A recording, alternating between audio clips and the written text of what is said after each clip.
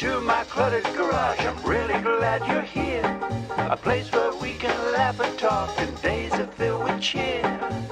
The clouds of sun may come and go, but one thing's always clear. Welcome back, my friend. You know I'm really glad you're here. Yeah. Hey, welcome back, my friends.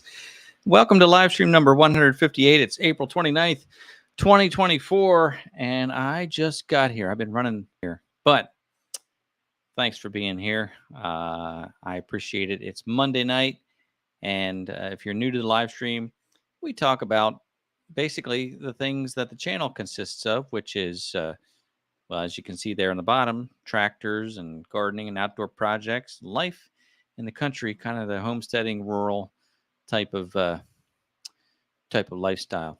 So if it is your first time here, please say hi in the live chat so we can properly welcome you. Let us know if you found the channel on Facebook, YouTube, Instagram, or TikTok. Speaking of, we're live on Instagram. I figured out how to do that. So right now we are streaming simultaneously at the same time to YouTube, Facebook, and Instagram.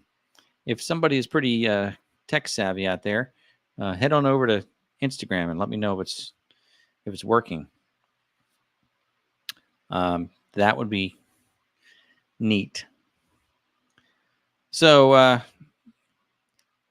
yes, hello all. We'll be talking about, I just want to give you some updates about the Jeep, obviously, because that was on the thumbnail. And, of course, an Irma update and channel update. That was fun last week, wasn't it? That we did the live stream for about 45 minutes, and then we all headed over to YouTube and watched the latest video release, which was about the Pat's Quick Hitch. So that was fun. I thank you all for following me over there. And we did a premiere video. It was released at 7:45, so we all watched it together and had kind of a live chat going like we are here. So I enjoyed that tremendously.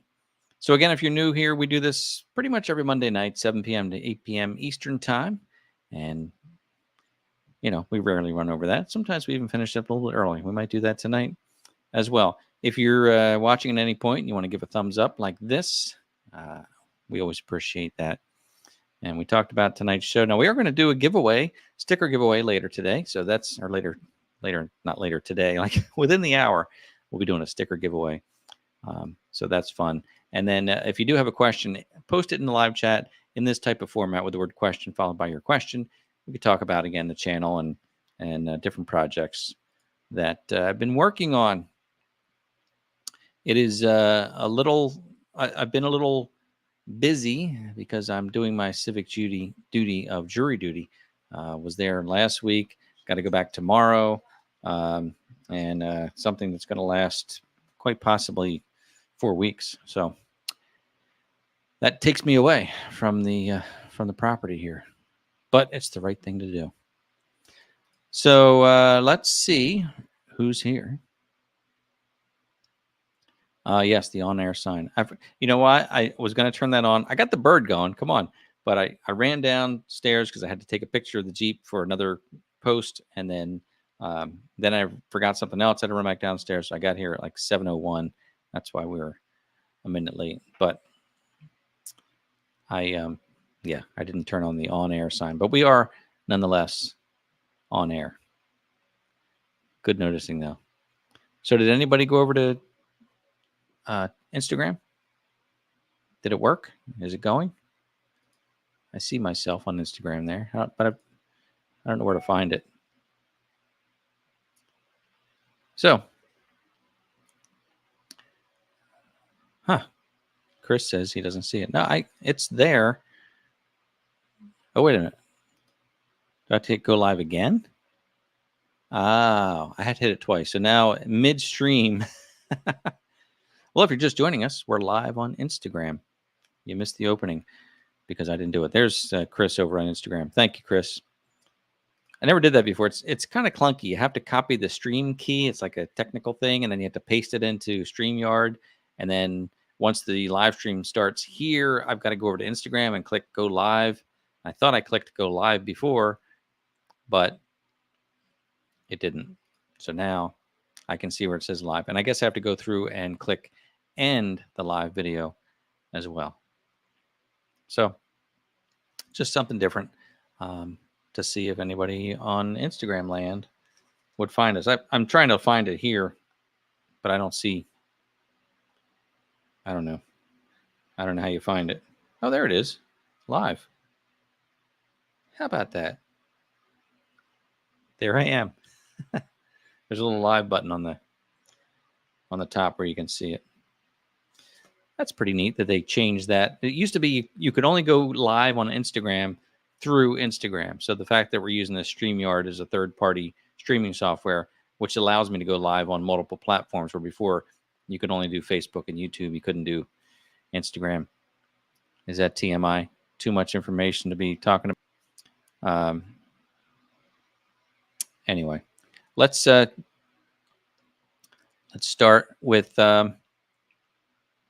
Well, the Jeep was on the thumbnail, so I guess I should start with that.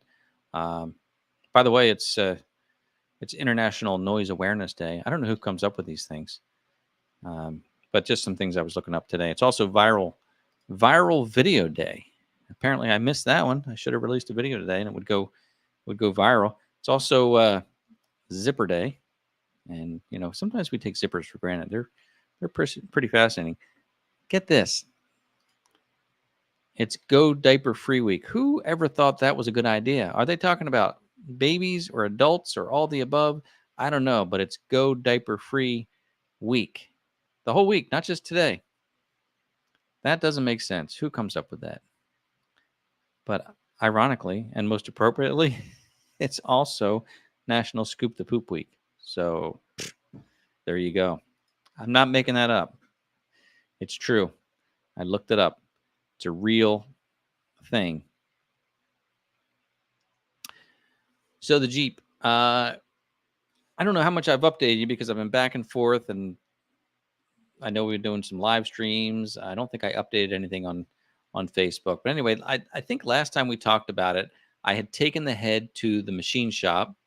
I got the head off the Jeep, and my thought was that it was I was hoping it was a cracked head gasket, which would be the compression would be sneaking past the head gasket into the cooling chamber, and therefore overheating, causing pressure in the cooling system.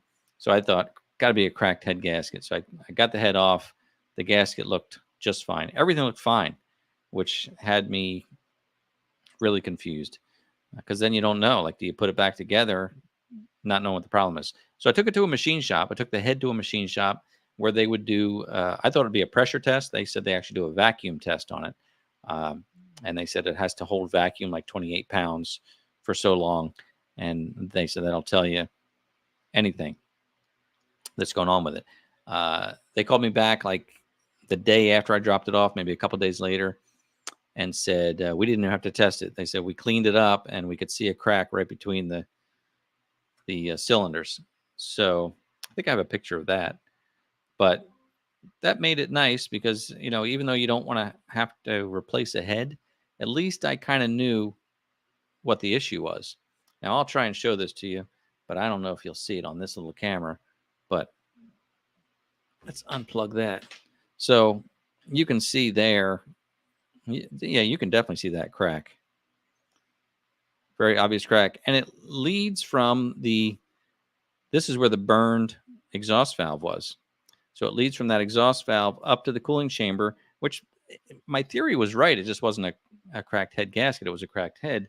So what was happening is water was getting into the piston compression area, compression chamber. And I guess water was sneaking past that exhaust valve.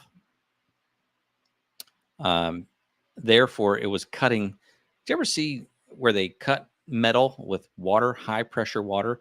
I think that's exactly what was happening. I think there was water sneaking past, and it was cutting that valve, because that valve looks like it was torched. In some of the earlier pictures and video, you all saw it. It looked like it was a chip in the valve. And you thought, well, where's that piece of the valve that's chipped? It wasn't a chip. It's actually burned, actually melted like a torch. And that's that, I guess, that jetted water running past it. I happen to have that valve right here. This is the exhaust valve. Remember, it had that, you can see that chip, what looked like a chip in it. But upon further investigation, and again, you probably won't see this on the camera. See how close I can get. Yeah, you can see that. See how it's actually looks like a torch hit it? So that's actually burned from that. So again, the theory was right that compression was in fact entering the cooling system. Water was entering the cylinder. So it was, again, the theory was right. It just wasn't the gasket. It was actually the head itself. Beyond that, when I learned that, I ordered a new head. Didn't get a complete head. You can get one, I guess, that's all done with new valves and springs and everything. But I just bought a casting, a blank casting, but brand new, not a remanufactured one. Brand new casting. And then I took that new casting to the machine shop, and then they took my old valves out. They said there's no reason not to use those old valves, except for this one, obviously. So one new valve. But they said the other valves were fine. They took the new casting and they seated the valves. I know they have to spin them and do something, grind them, whatever, to make them fit and seal them. So they seated the valves. They put new valve guide seals in. And then they said I could use my old springs and rockers and those parts. So I'm putting it back together with just the new head and all the other parts. Now, I have since ordered some new parts just because I've got it torn apart so far. I thought, let me just get a new water pump because I'm right there. So I ordered a new water pump, new thermostat, even though the previous owner had just replaced the thermostat not long ago. I thought, let me start. I mean, it's like $3 or $5. So new thermostat, new water pump, new belt, no big deal. That's coming. And some other components that I ordered. There was a throttle position sensor on the throttle body that my nephew was here, and he happened to notice that it was cracked off. Maybe I did that, taking it apart. I probably did. But it was actually cracked in two pieces. So it's a little plastic sensor that screws onto the throttle body, and that's the throttle position sensor. So I ordered one of those, and that's on its way here. Meanwhile, I'm just tinkering little by little, trying not to get overwhelmed. And I put the head back on. I put I took the valve cover and I cleaned it, scraped it down. I wire brushed it, and then I sprayed it with high temperature black paint. And then on top of that, I sprayed it with a textured paint. So it looks pretty nice. You know, it's not perfect, but it looks better than it did because it's an aluminum valve cover, and like half the paint was peeled off. It had a lot of oxidation on the aluminum. So this way at least covers it up. And who knows how long that'll last. But other than that, it's coming together. So I feel pretty good about it. Now, one thing we also noticed is the transmission lines, which are right, because I took the fan and the shroud off, so I have lots of room in there. And the transmission lines that come into the radiator. Do you say radiator or radiator? That come into the radiator. They're rubber lines that transition into steel lines. It's all wet under there and rusty. And I think those transmission lines are leaking. So I should change the transmission lines while I'm under there. It's probably moderately easier to do it now just because I can reach it down from the top instead of underneath, at least for the radiator part of that. And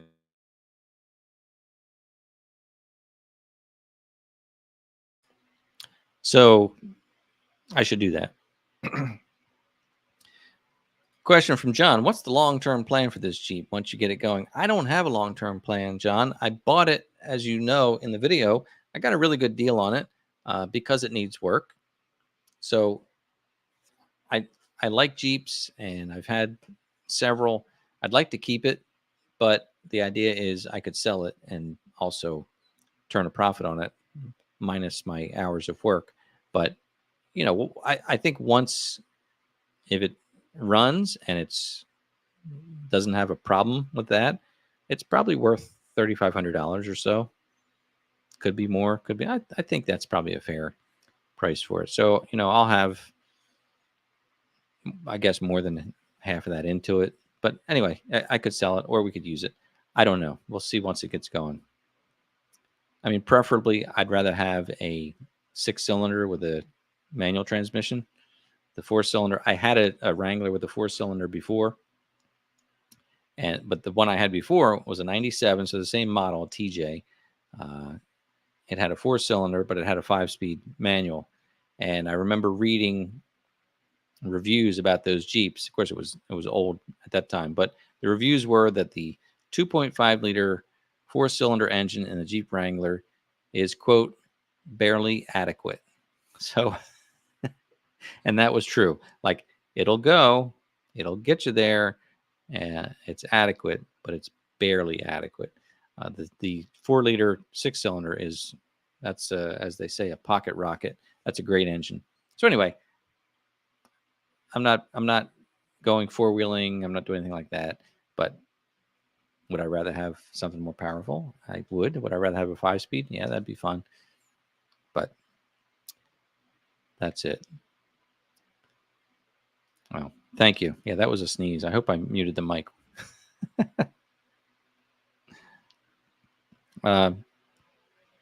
Yeah, Mike, that's true. Any working 4x4 is worth $3,000 all day. And I remember that ever since I started driving at age 16, my first vehicle was 4-wheel drive. It was that Willys Jeep that never made it to the road. My second vehicle was the Jeep CJ7 4-wheel drive. And I just have always liked 4-wheel drives, and I've tried to buy 4x4s with anything I've ever had. Now, I've had several vehicles that weren't, but I always like to have a 4-wheel drive vehicle. And back, you know, talking 40 years ago, I remember thinking at the time, any running 4-wheel drive back then was worth $1,000. Back when cars were $500 or so, if you had 4-wheel drive, it was just worth more. And now it's so common. You know, like, I think, I'm curious what the percentage is of 2-wheel drive pickup trucks, new ones. Because I think every one on the lot now is 4-wheel drive. I think it's rare to see one that's not. In fact, let's put that in the comments. If you have a newer model 2-wheel drive truck, let me know. Let me know how new your 2-wheel drive truck is, because I think there aren't many. I think even now, service trucks that you see, companies will always buy inexpensive trucks, base model trucks for their service workers. We're usually 2-wheel drive. I think they're even coming through with 4x4 now. Yes. So John had both. Nice. The 2.5 and the 4.0 auto. 2.5 was weak, but so much fun. Yeah, as long as it moves, it's fun, right? Bob has never been without 4-wheel drive. I've rarely been without it. Actually, I may have never been without it, because even when I bought the 97 Silver, it wasn't even a Silverado, it was a Chevy work truck, base truck. I love that truck. It was a V6, rubber floor mats, 5-speed manual, manual windows, but it had air conditioning. That was a neat truck. It was only 2-wheel drive. But at the time, we had a Subaru Forester, I think. So technically, we still had 4x4 in the household.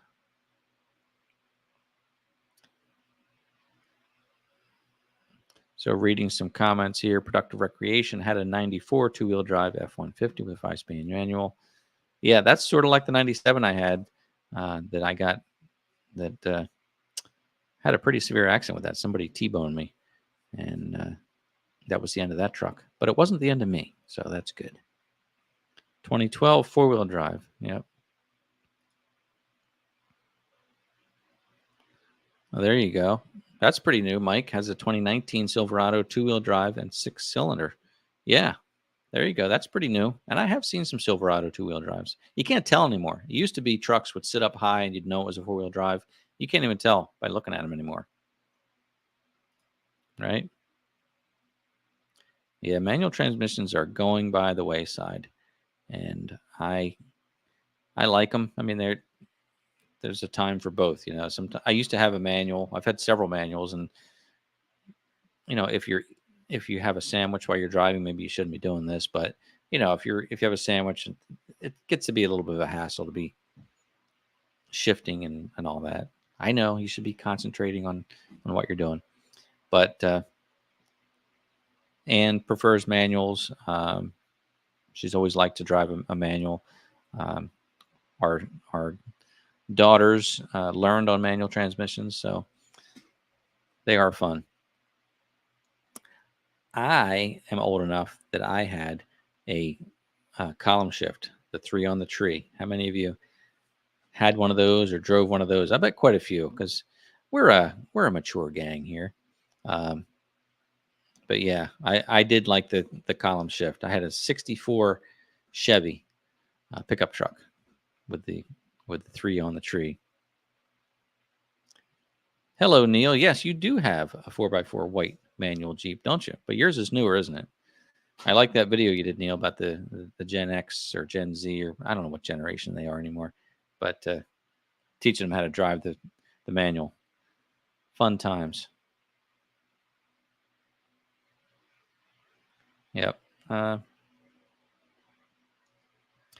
So yeah, I'm hoping that aside from the, again, the fact that I've got jury duty for potentially now the next 3 weeks, I want to work on that Jeep a little bit each evening, and I would like to see it running. Could it be running by the weekend? Could that happen? I mean, if I'm committed to it, I think it could. I've got it mostly together. Right at this point, what I have to do is I have to put the water pump on and just kind of connect all the parts that are just, I tried not to remove anything. So I unbolted like the throttle assembly. I unbolted that, and I draped it carefully to the side. When I took the intake and exhaust manifold off, I didn't disconnect the exhaust pipe. I was able to just pull that intake and exhaust back just enough to get the head out. So I have a lot of loose parts, and of course the parts like the air breather and all that. They're all in the back of the Jeep, and the fan assembly, the shroud, those are all off and laying in the back. So I do want to put that back together as soon as I can. The thing I'm waiting for is that throttle position sensor. I don't think it's going to run. Maybe it would start. I don't know how it'll run without that. It's just that little plastic thing. So that could be coming any day, though.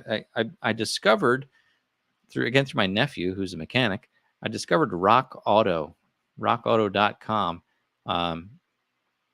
And I've ordered a lot from it since discovering it. It's a neat website. If you need car parts, it's so basic. If you go on the site, you'll see you can order from your phone or go online, but it's so basic. It's not a fancy website. You start up by clicking on the make of the vehicle, and then as soon as you click on that, you choose the year, and then you choose the model, and then it shows options like which engine. You click that, and then this little tree opens up. You just drill down, and this tree opens up of all the parts you need, and there's a photo in most cases for the part. There are several times there are multiple options for the part. So I guess this is like a warehouse that pulls from all over the place. Yeah, like when I clicked on the thermostat, it had like, I think it was like 8 different options, like 195 degree thermostat, 180 degree, 160 degree. I had to Google what was the factory setting, which I think is 195. And I think I ordered that, or I might have ordered, I think I tried to order exactly what factory was, because being computerized, I want this thing to run like it's supposed to. But yeah, when I first looked at the website, I thought this looks kind of crummy. It's really nice. It's really intuitive, and the prices are, like I said, I think I paid $3 for the thermostat, maybe $5. The position sensor, throttle position sensor, was probably one of the most expensive things I bought, and it was like $25 for that little thing. Now, of course, the water pump was more, and that's where I get the head from. The head was $350. They don't do free shipping, so that adds up. But still, it was good. So I'm not, not sponsored by Rock Auto or anything. I just have been very happy with them, and pretty quick shipping too. By the way, they're you can choose really quick shipping, and you're going to pay for it. But even their basic shipping is relatively quick, and I've not been in a hurry here. So, question here: did I change the heater core? No, I didn't, and I don't know how you do that in a Jeep. I mean, don't you have to tear the dash apart for that, or does it come from the outside? I don't know. That's where I have to start drawing the line. That's the thing, is you start thinking, like my brother-in-law said, you really need to change that. At least look at the timing chain. And I probably should, but I don't want to, because it's just one more thing. Like, it was running, they said it was running perfectly fine before this. It's not like a motor with a lot of torque, and I just don't want to. Like, that cover, it's caked with grease, and I'd have to take the harmonic balancer off, and I know I probably should, but I'm not. I'm drawing the line there. I'm not going to take that off. There goes Ann walking by. She's going to join us one of these nights. She said she would. John, thanks so much for that super chat. Appreciate that. That's very kind. That almost pays for a throttle position sensor.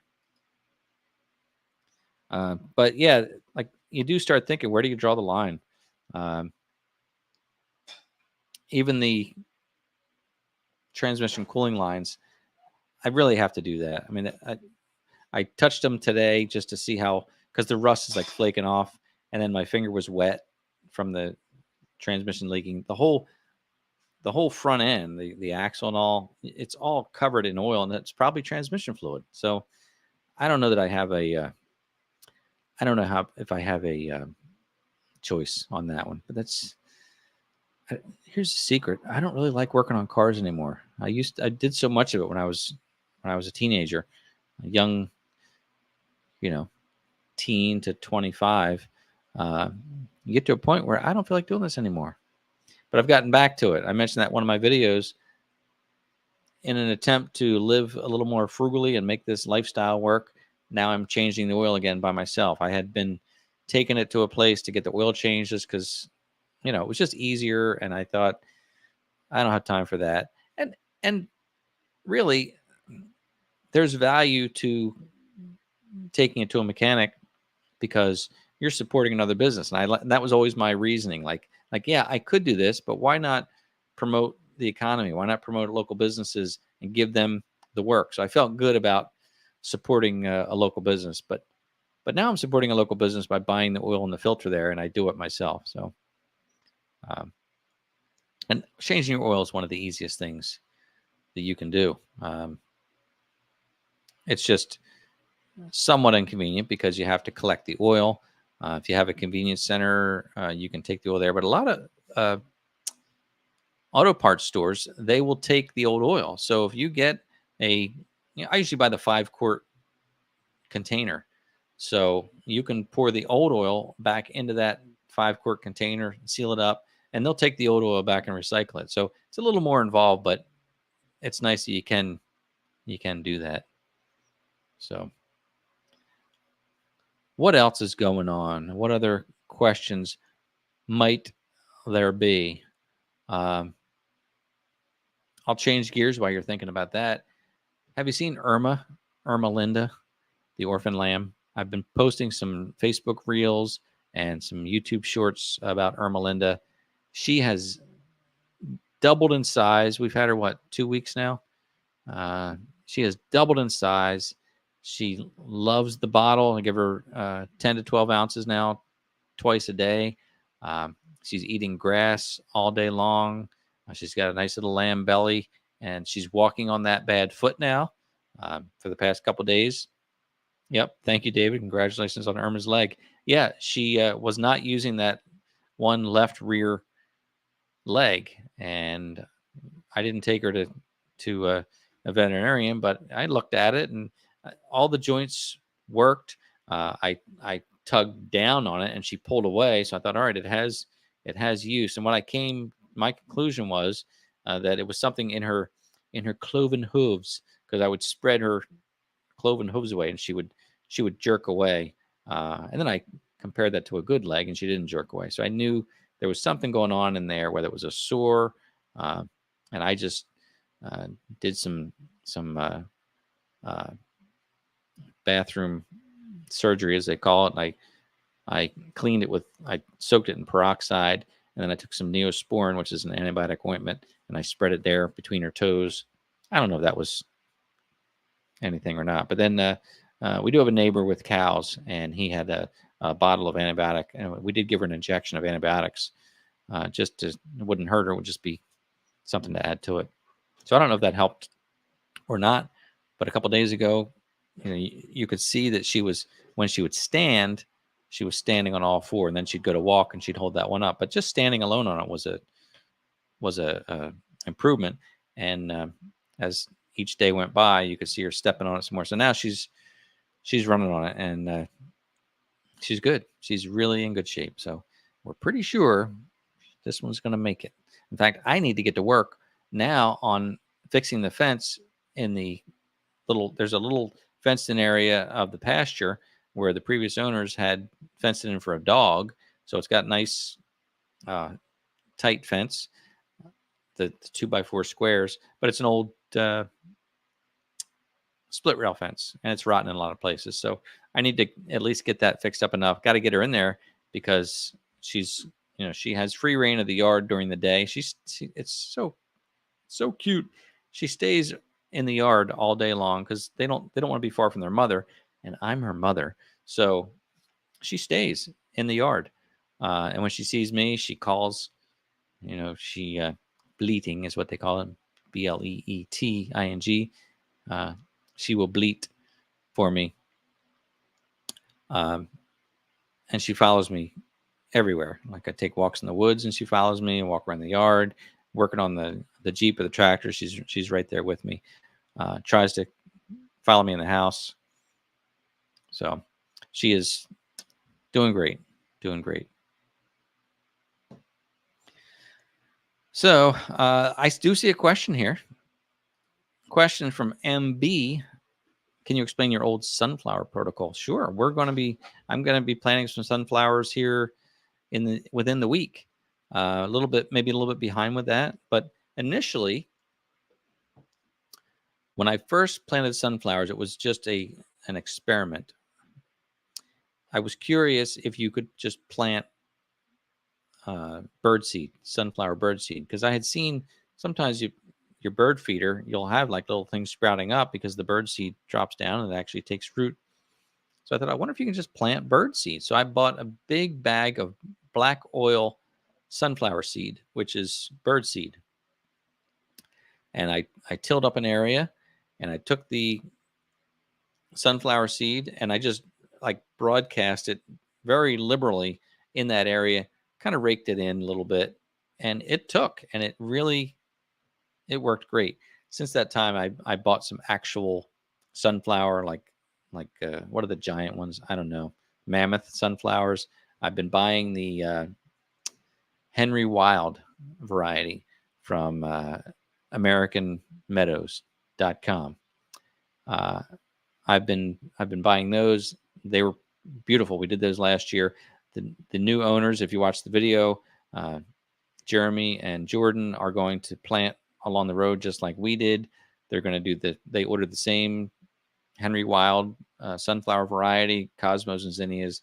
They're going to plant the front of the road. I tilled it for them. They're going to plant along there. So, but that's it. I mean, if you want to plant sunflowers, it's super easy. Just, you got to get the ground broken up, I think, for it to work well. I mean, you could dig a little, take a shovel and put a slice in the ground a ½ inch deep, stick the seed in.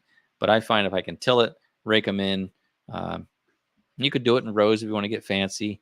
I tried the cedar, and that kind of worked too. But just throwing it in works pretty well too. So they're a fun thing to grow, and The other fun thing that we do is cosmos and zinnia. We've tried other wildflowers, which are nice, but the cosmos and zinnias, those things grow like weeds. Maybe they are weeds, and they last all the way up until the first frost. So you'll have flowers all the way up until October. Just really nice. So that's the variety that we choose when we plant. And we're going to do something maybe along the driveway here, doing the sweet corn. Thank you, John. I've got a little plot that I'm going to do and stick the sweet corn there. Again, I've got to get Irma in her pasture, because if I plant corn or anything and it starts coming up, I'm sure she'll go for it. So anyway, what else before we do the giveaway here? We'll do the giveaway shortly. Sticker giveaway. If you're new to the live chat, I didn't see if anybody said they were new tonight, but if you're new, the way we do this is I put a word or phrase on the screen. You type that word or phrase in the live chat. Now, this isn't going to work for Instagram. If anybody's watching from Instagram, I don't think that's going to work. But from the looks of it, we don't really have too many people on Instagram. So, I mean, we could try it. If you're on Instagram, you can enter the phrase on there, and we'll see if it recognizes it. I'm not sure, but anyway, that's how it works. Enter a word or phrase on the screen, especially Facebook and YouTube, and then we'll do a random drawing tonight, and it's just that simple. Question from Wayne: how old is Irma? She is like 3 weeks now. She was like 2 weeks when we got her, so she's like 3.5 weeks, almost 4 weeks. Yeah, Chev Head Ed just made it. Nice. Well, thanks for being here. Here's what. Here's some stickers. These are the stickers that we give away. Some of them. You'll get something. You'll get this one or all three. The white one. I don't know where the silver one is anymore. But anyway, sticker giveaway. But here's what I thought would be fun. What do you think about this? Just because it's fun. Would you guys like this burned valve? It could be like a paperweight on your desk or something. You could have a piece of the channel. Would you like it? Because I thought I could include this with the giveaway. And I guess what we could do is we'll do the giveaway. You'll win the stickers regardless.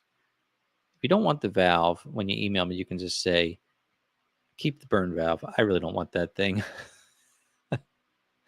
But that's what we're going to, if you want it, I'll send you the valve too. How about that? Ross likes that idea. Well, Ross, I hope you don't win, man, because how much is it going to cost to ship this to Canada? Doesn't matter. We'll get it to you no matter what. So let's do that. Let's do the giveaway because it's just fun to do.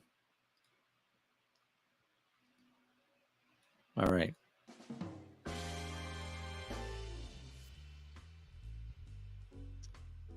So let me find the first for you to enter. Do you remember when I said the special days, like today's? That's not National Donut Day. Whatever it is, I don't know.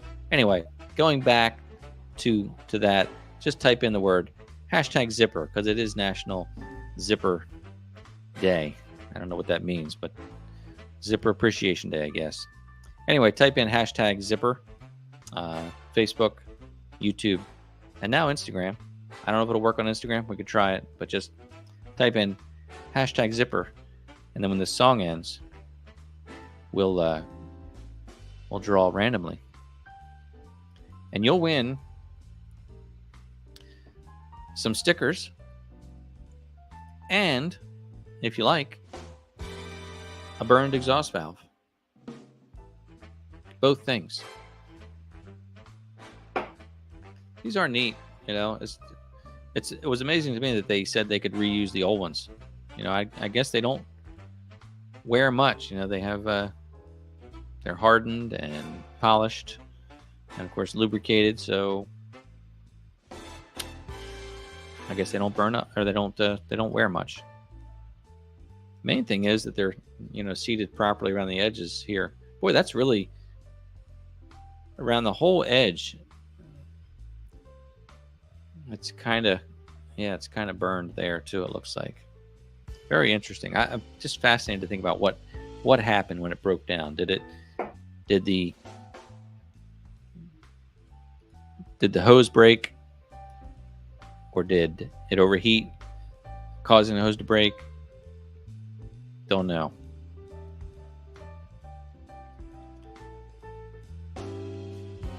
All right. Anyway, yeah, like what happened first? Did the hose break, causing it to overheat, or did the valve burn out? Did the crack happen, causing it to overheat, which caused the lower radiator hose to burn up and blow out? I mean, I don't know. I don't know what happened first. I'm thinking now that because he had replaced the upper radiator hose, didn't replace the lower radiator hose, I think that blew, caused it to overheat. He tried to drive it, and it cracked the head. Probably what happened. Don't know. Let's draw this thing. Let's see who the winner is.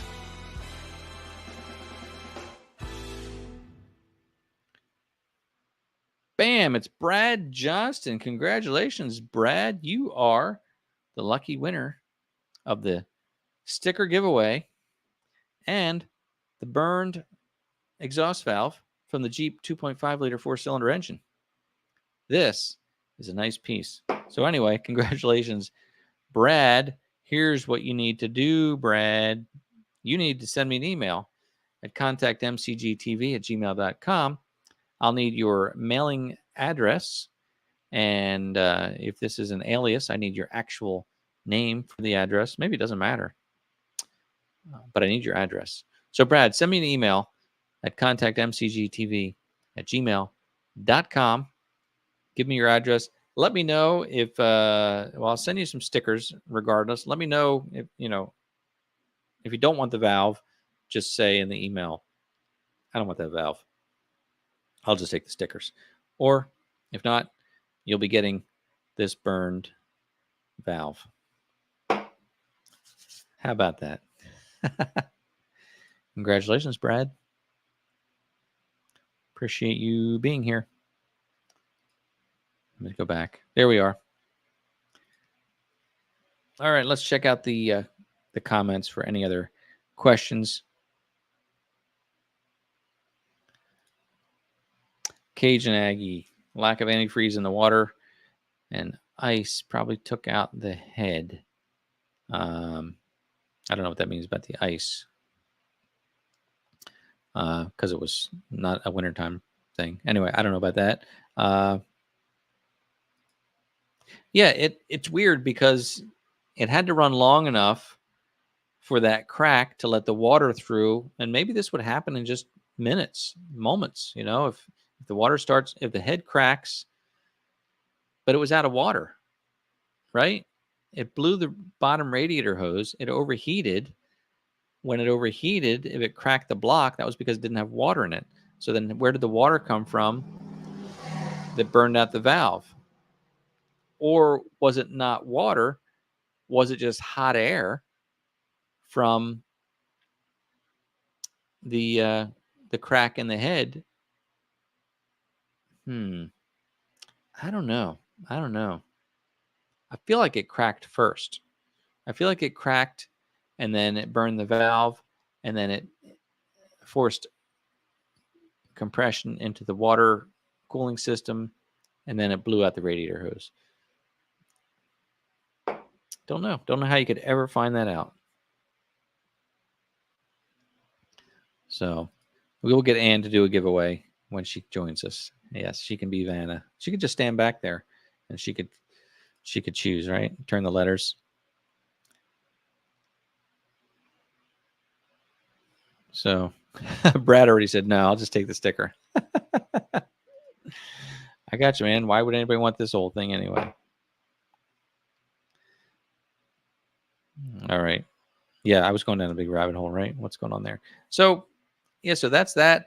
Upcoming videos again. We're going to be doing the wildflowers. Going to be doing some tilling here. Thank you for watching the Pat's Quick Hitch video. I've used that a couple times now. Of course, I used it with the bush hog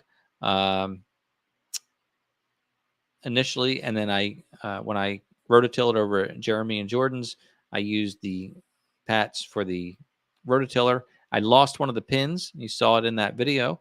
But that's because I didn't have any linch pins the right size. So I'd put like a 1/4-inch linch pin in there, and that somehow bounced out. So I've heard of other people losing it, though. So I'm going to have to keep an eye on that and see if that's one of the issues with the PAT system. But overall, the little bit I've used it, I like it a lot because, as I mentioned in the video, I can use it with all my attachments now. I was really disappointed that the flail mower that I bought, which is pretty new, it's a Land Pride. I don't know how new it is, new condition, but it's a Land Pride flail mower, but not quick hitch compatible. So it must be an older model, and it was not the distance between the pins was not correct for quick hitch. I'm sure all the new ones are quick hitch compatible because this is a discontinued model. Maybe that's why. But I was very disappointed that it was not quick hitch compatible because that's a big piece of equipment to hook up, just like the rototiller. So I think the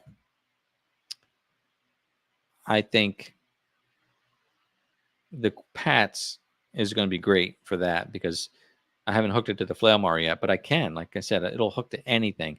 So I think I'm gonna like it quite a bit. It's heavy duty. It's made well. I've been talking to the Pat's company. Remember this was invented by a guy named Pat. Like this is like so many of the other businesses that we've talked about here on the program. Kenny from Bolt on Hooks, it's a small business, one person, one family who are making things made here in America. R2 manufacturing with the edge tamers are made here.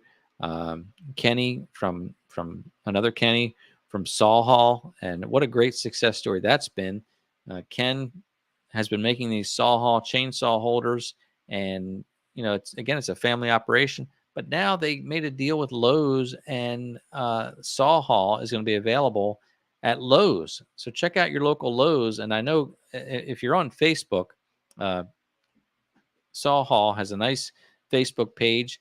So if you are on Facebook and you follow that page and you go to Lowe's and see a Saw Hall display, take a picture of it and post it to them or send it to them. They would really like to see that. I've not seen it yet in my local Lowe's here in Southern New Jersey, but there are several Lowe's that they're in.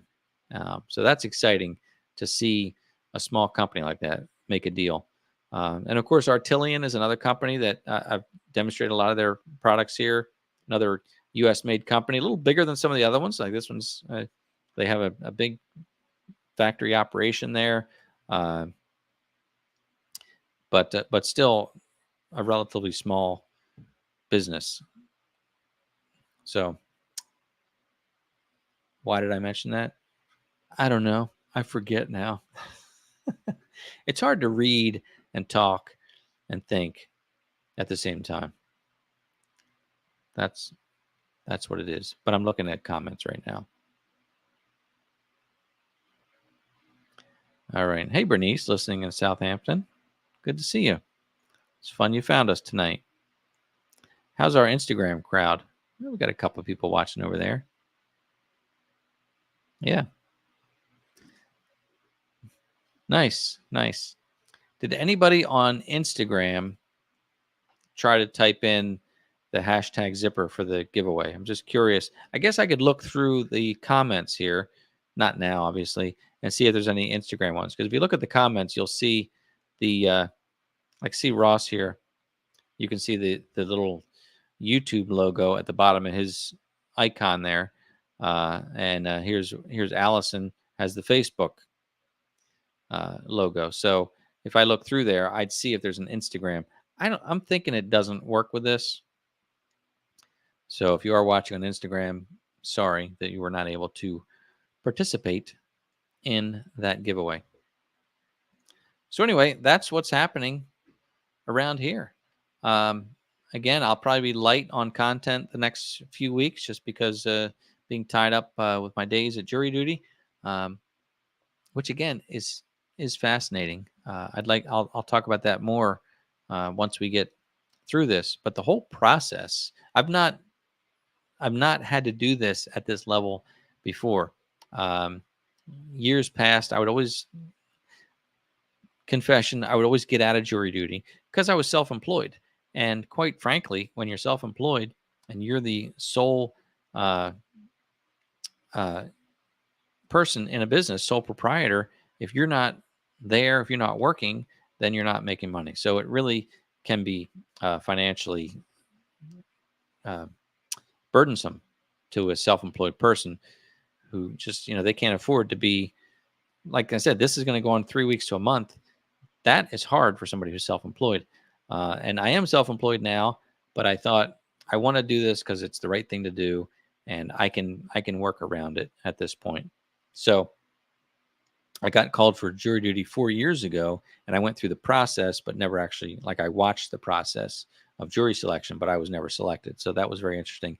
This time I was selected in the first round, and I'm still there. The way it works is they can remove you before they finalize the jury. So I could be removed tomorrow. Who knows? But at this point, I'm on it. So that means I'm going to be there. If I don't get removed, I'm going to be tied up. That's my point. That's what I was talking about. Fascinating process. And again, that's all I got to say about that. But we'll talk more later.